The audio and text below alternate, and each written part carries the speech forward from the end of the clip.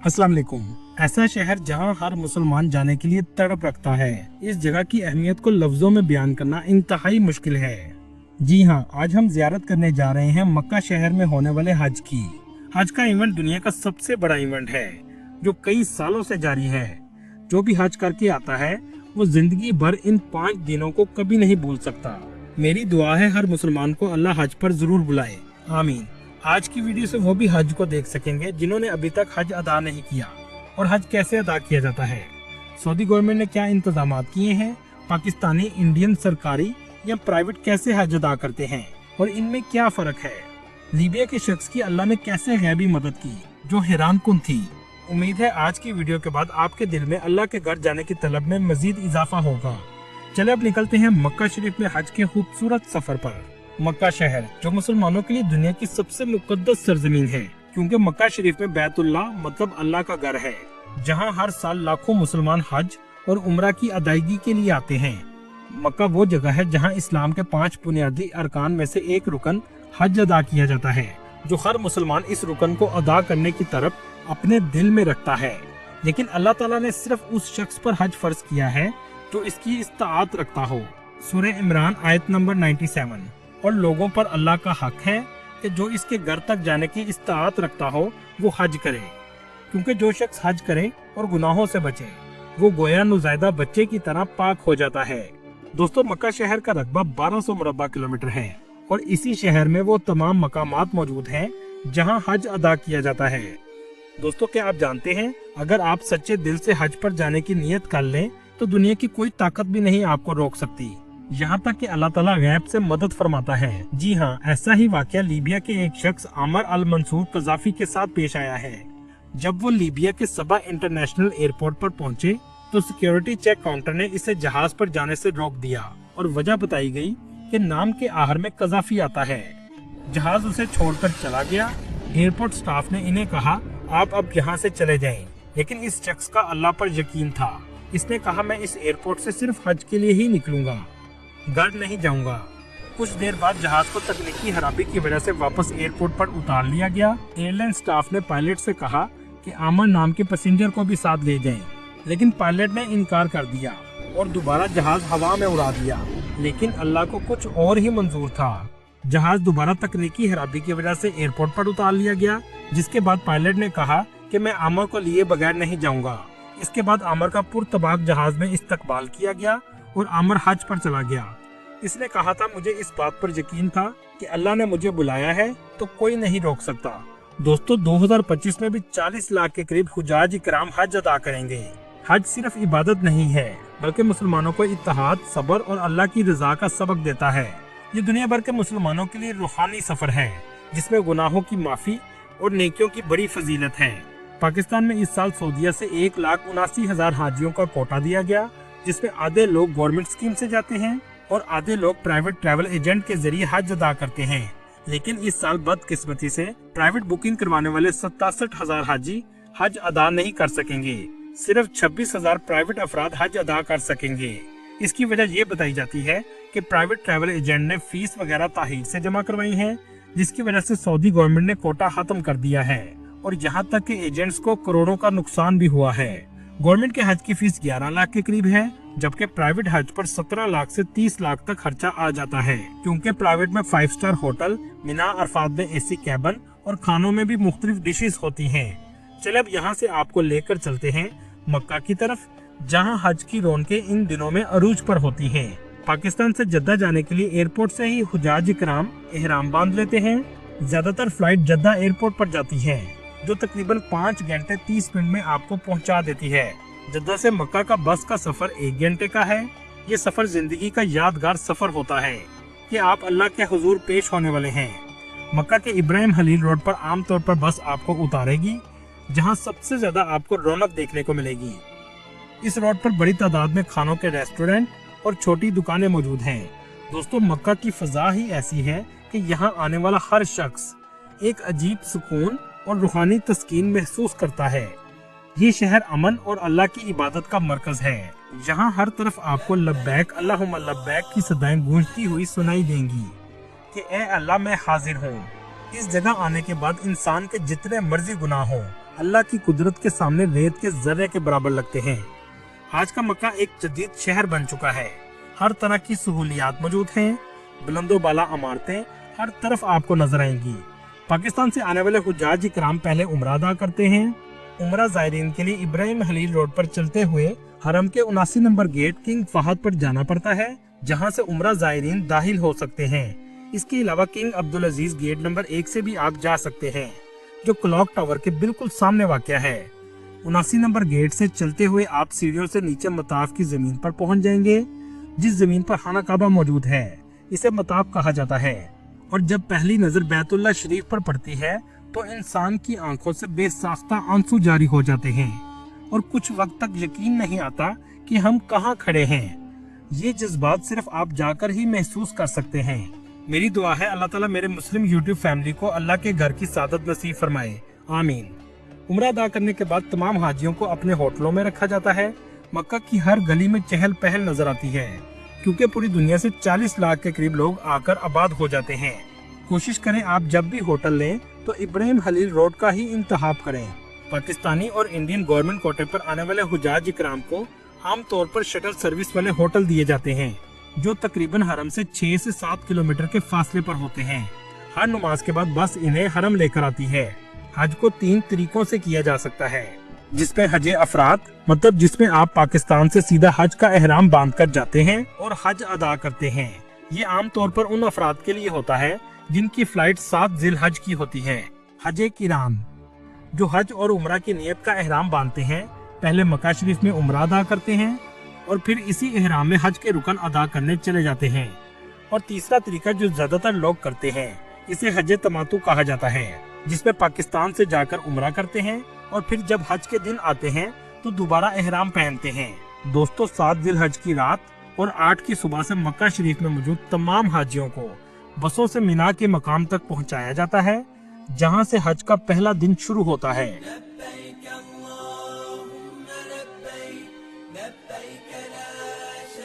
हुज्जाज इकराम एहराम बांधकर लब्बैक अल्लाहुम्मा लब्बैक की सदाएं बुलंद करते हुए मिना की तरफ बढ़ते हैं। इस्लाम के 5वें रुकन को अदा करने का जज्बा इन हुज्जाज इकराम के दिल में होता है, बेशक गर्मी 40 डिग्री हो या 50 डिग्री हो। मिना मक्का की मुकद्दस वादी है, जिसे सिटी ऑफ टेंट्स भी कहा जाता है। ये हरम शरीफ से 10 किलोमीटर के फासले पर है। अगर आप इसे ऊपर से देखेंगे तो पूरा शहर आपको टेंट से बना हुआ नजर आएगा।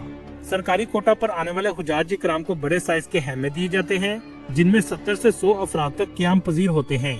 8 जिलहज का पूरा दिन मिना में गुजारा जाता है। सऊदी गवर्नमेंट बड़े पैमाने पर खाने का इंतजाम करती है। खाना वाफर मिकदार में मौजूद होता है।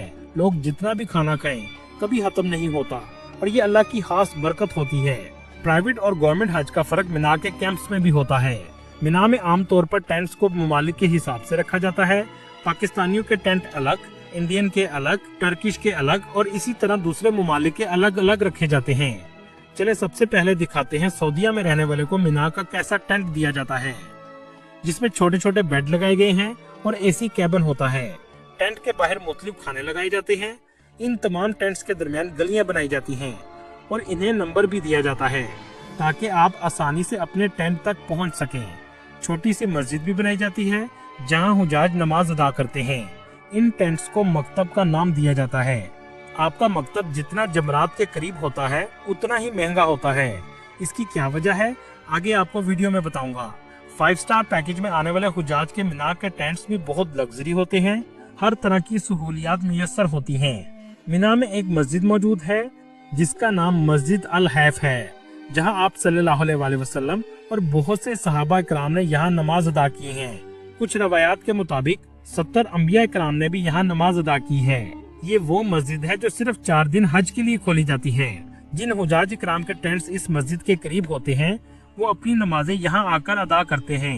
इस मस्जिद में 40 से 45 हजार लोगों की नमाज अदा करने की गुंजाइश मौजूद है। आप सल्लल्लाहु अलैहि वसल्लम ने हज के दौरान इसी जगह मिना में क़याम फरमाया था, इसलिए इसकी अहमियत भी बहुत ज्यादा है। आज भी बहुत से लोग अपने कैंप को छोड़कर इस मस्जिद में आकर वक्त गुजारते हैं, जो आप सल्लल्लाहु अलैहि वसल्लम से रूहानी मोहब्बत और इश्क की वजह से है। 8 जिलहज गुजरने के बाद सुबह फजर की नमाज के बाद 9 जिलहज का दिन हज का सबसे बड़ा दिन है।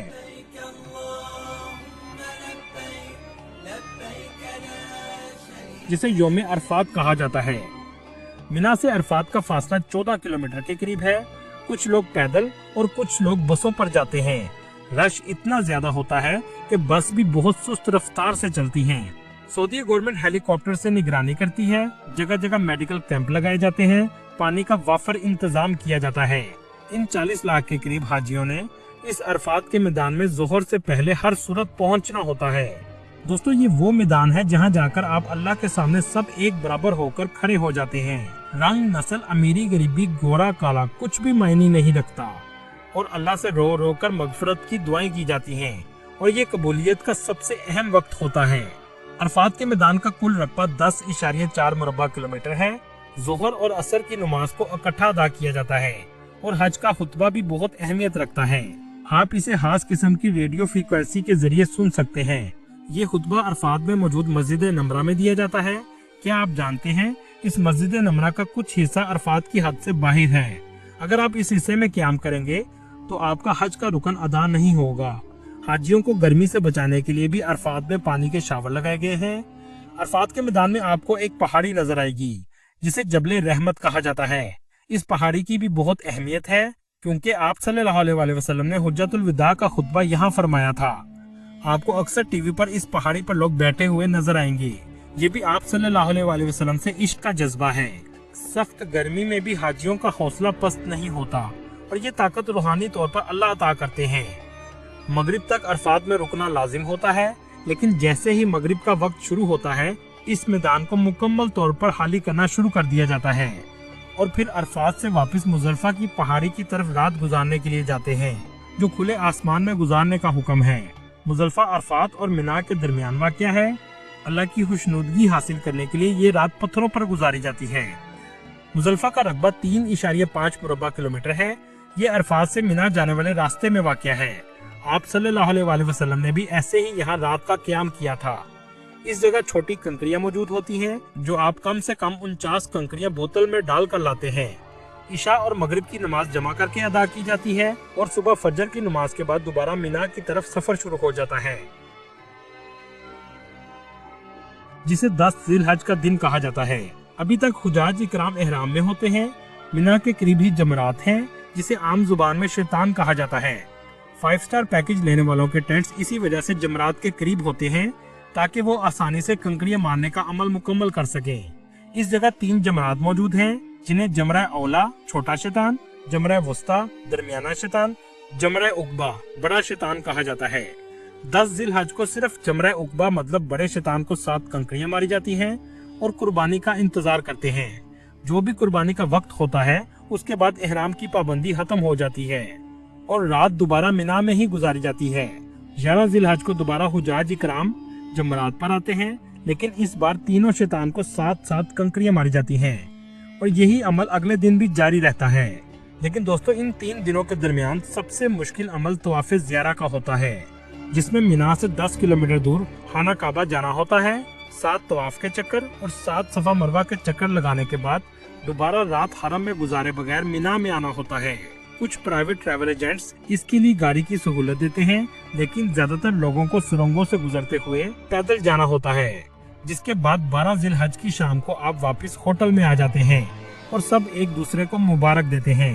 इस खुशी को लफ्जों में बयान करना इंतहाई मुश्किल होता है और इंसान खुद को ऐसा महसूस करता है जैसे आज ही दुनिया में आया हो। दोस्तों, यहाँ आपको एक अहम बात बताता चलूं कि हज को जवानी में ही करना चाहिए अगर आप इस्ताअत रखते हैं, ताकि तमाम रुकन बेहतर तरीके से अदा हो सकें। इस हज के दौरान मांगी हुई दुआएं अल्लाह हमेशा कबूल करता है।